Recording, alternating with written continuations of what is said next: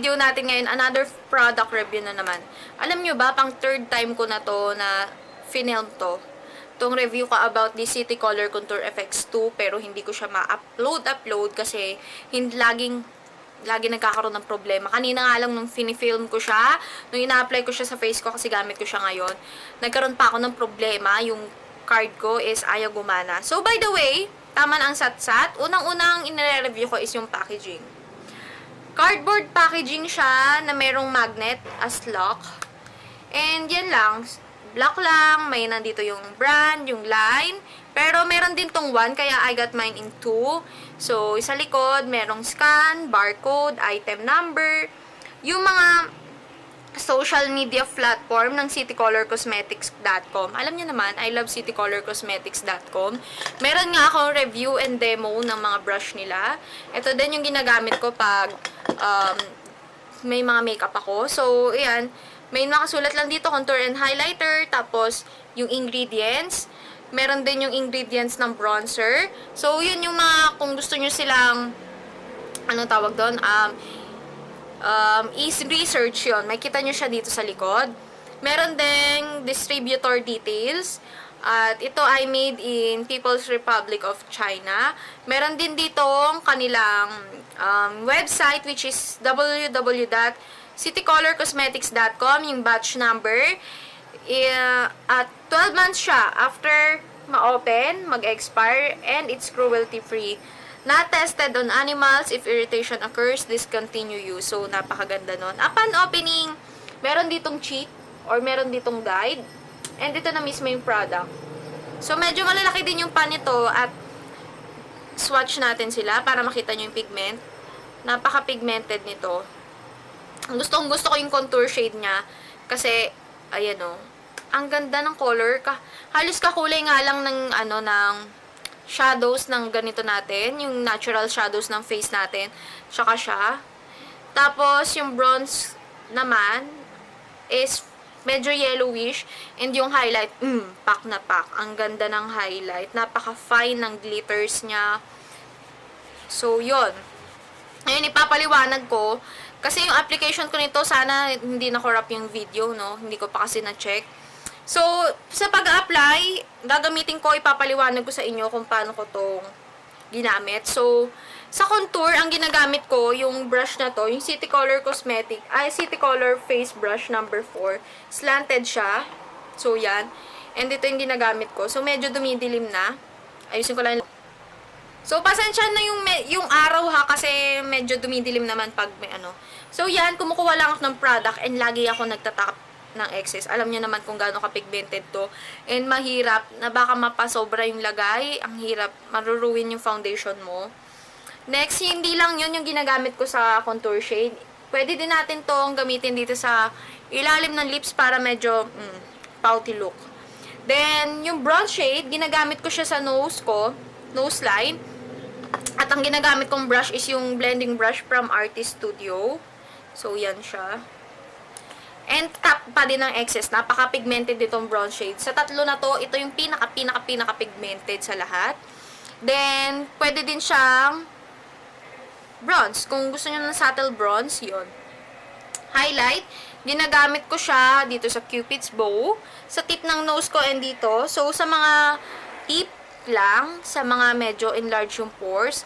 Yung pag naglalagay kayo dito, wag nyo nang i-extend kasi medyo na-emphasize ng highlight yung pores nyo.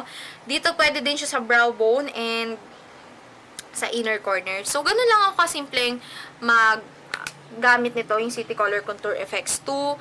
So, pwede din siyang gamiting eyeshadow. Na-try ko na siyang gamiting eyeshadow and maganda. Ito is for the base, pwede. And dito, i-build mo na lang yung coverage para sa outer V. Pwede din to sa crease, yung dalawa. Depende sa inyo kung anong type nyo. Pero ito, ginagamit ko siya sa inner corners ko and brow bone. So, yan o. Kung makikita nyo yung tama ng highlights sa direct sun, ang ganda. Napaka-subtle lang. Hindi yung pak na highlight na parang kasing kintab mo yung disco ball. Ayan o, saktong-sakto lang. So, ito yung clip nang in-apply ko siya. By the way, nakalimutan ko sabihin na yung price nito is 450 5 yung bili ko online sa Shopee. So, Shopee buyer talaga ako. Dina-download lang yun sa Google Play Store kung gusto nyo bumili. And, yung price nito is depende sa seller. So, yung pinakamurang price na nabili ko nito is 405. This is from US pa, kaya online lang siya nabibili. Kung meron mang counter yung City Color, parang medyo wala pa ako masyado nakita. I think sa Landmark, parang may napansin ako na City Color counter doon.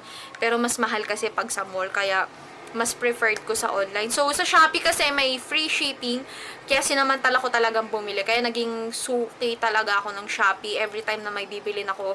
Doon muna ako tumitingin kasi nga sinasamantala ko yung yung shipping. By the way, yung shipping is depende sa place. Kung gusto nyong bumili nito at nahikayat kayo ng review na to, samantalahin nyo na ngayon sa Shopee. Da-download lang yun sa Google Play Store, Shopee. So, try ko na lang din maglagay ng link sa baba. And kung anong store doon yung nabilan ko nito. So, yun.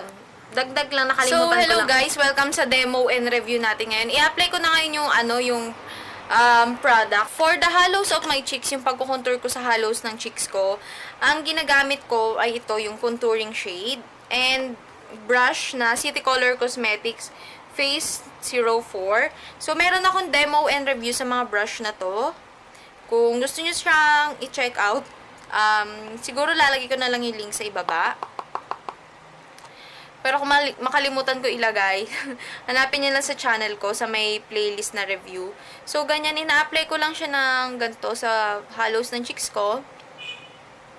Nag-fish face ako para makuha ko yung natural na bone structure ko. So, yan. Ang ganda ng pigment niya, saktong-sakto lang, hindi siya ganun ka-dark, or hindi siya ganun ka-light, hindi din siya pigmented na pag saktong-sakto lang. So, ganyan. Biniblend ko lang ngayon yung product, and ganyan lang ako mag-contour. Nag-stop ako sa corners ng eyes ko, kasi ayoko naman na magmukhang matanda, or napakapayat. Gusto ko kasi parang, madami kasi nagsabi sa akin na mas gusto nila medyo mabilog yung face ko. So, yan. Ganyan lang ako mag-contour. And, tignan nyo, super dali lang mag-contour. And, yung mga natira sa brush, subtle highlight ko lang. Kung mapapansin nyo, walang makeup yung eyes ko kasi I prefer talaga na walang makeup. Kinur ko lang lashes ko and medyo light yung eyebrow ko ngayon. Hindi nga ako sanay kung tutuusin. Kaya nga lang kasi kailangan ko siyang i-review. By the way, yung i-review ko na brow product is yung Nature Essentials Brow Pomade. So, medyo light sa akin yung product, pero carry lang kasi gusto ko siyang ma-review ng siya lang na walang setting powder or walang kahit na ano. So, yan. Meron na ako ngayong contour. And then, sa nose ko is, gumagamit ako ng blending brush like this. Ito yung Artist Studio. Nabibili to sa Landmark for only, I think, 59 pesos. So, yun. Sa nose contour, ang ginagamit ko itong bronze. So, super pigmented nito. Promise. Kaya, dahan-dahan lang sa pagkuha ng product and lagi nyong itatap yung excess. Yung tipong wala nang natira. Minsan nga, inaano ko pa siya sa back ng hand ko or sa tissue para hindi siya, pack na pack. Ayoko kasi ng nose contour na super pack.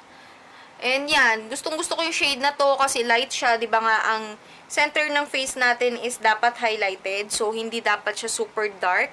And saktong-sakto lang yung kulay.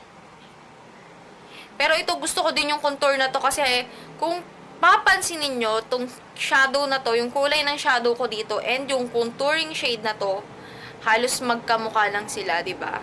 Ayoko lang ngayon na sobrang pack yung contour ko kasi sasamba po kasi ako. That's why wala akong eye makeup. Pag sumasamba kasi ako, by the way, I'm INC. Pag sumasamba ako, hindi talaga ako nag-eye makeup. And napaka-light lang na makeup. Minsan nga wala akong makeup. Powder lang. Kasi solen yung event. At ayoko naman na magmukhang pupunta ako sa party. So, yan lang. Binibring ba ko lang yung hollows ng face ko. Using contour kasi nga nagmukhang flat yung face ko due to foundation. So, yan. yan na yung nose contour natin. And kung mapapansin nyo, saktong-sakto lang yung shade niya. Just, mag-ingat lang kayo sa product na to kasi medyo yellowish yung color niya. And talagang itap nyo yung excess or kung mag-swatch muna kayo sa back ng hand nyo kasi baka sobrang pack na pack. Nakakahiya naman yung ilong nyo na ganun na matangos pa sa ilong ng kambing ang ilong nyo. So, by the way, pagtapos nun, ang ginagawa ko lang is yung highlight shade, nilalagay ko siya sa may gitna ng ilong ko. So, medyo maingat ako dito kasi super pigmented niya. Napaka-pigmented ng mga powder na to, promise. And gustong-gusto ko sila kasi madali silang i-blend. Hindi sila yung powder na powder. Parang nagiging lalo to. So guys, medyo nagloko yung camera ko and nahinto ako. Sana na-save yung video ko kanina. So, yan yung contouring shade para sa halos ng cheeks ko. Then, yung bronze shade para sa nose ko. And yung highlight shade, hinighlight ko lang tong ganito ng nose ko. And super ingat lang pag nag-highlight, isang tip sa mga medyo visible yung pores or may mga blackheads. Mag-ingat po kayo sa highlight kasi na-emphasize niya yung mga large pores nyo. So, ingat-ingat doon. And then, meron na ako sa halos ng aking cheeks. So, gamit yung isa pang blending brush. Tapos, itong contour powder. Ginagamit ko siya dito sa ilalim ng lips ko.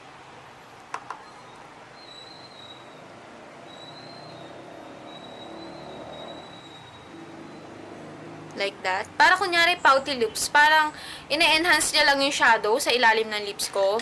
And then, sa Cupid's bow, tip lang ulit ng ring finger. Then, konting-konti lang kasi pigmented to. So, yan. Nilalagay ko lang siya dyan. Super subtle lang yung makeup. Then, dito naman sa highest points ng cheeks ko, ang ginagamit ko yung foundation brush. Tulad nito. Kasi, hindi ko naman to ginagamit as my foundation. So, ginagamit ko siya for highlight ng highest points ng aking cheeks. So, sorry sa review na to, pero hindi muna ako mag-highlight ng cheeks ko ngayon. By the way, tatapusin ko yung face ko and it's 3:57. And babalik ako mamaya sa updates kung may kailangan akong i-update sa kanya kung gaano siya katagal. And yun, tatapusin ko na yung makeup ko. And balik ako mamaya sa updates. Contour update. It's 12:02 p.m. I think 7 hours na to sa face ko or 7.5. Basta ganon, 7 to 8 hours. Yung contour, obviously, hindi nyo na sila makikita. Para siya nag-oxidize sa skin ko, kaya hindi na siya ganon nakikita. Parang, hindi naman ako ganon napawisan, napawisan ako, pero hindi naman ako nagpapapupunas-punas dito. Dito lang sa T-zone kasi yung problema ko. So, I have dryer dito. So, kanina nung mga 5 hours siya, nandyan pa siya. Pero ngayon, chinek ko ulit para sa last update. Wala naman, hindi na masyadong kita yung contour. Ayan, medyo light na lang. And super natural na lang tingnan. Pero sa nose area ko, wala na. Pati yung highlight.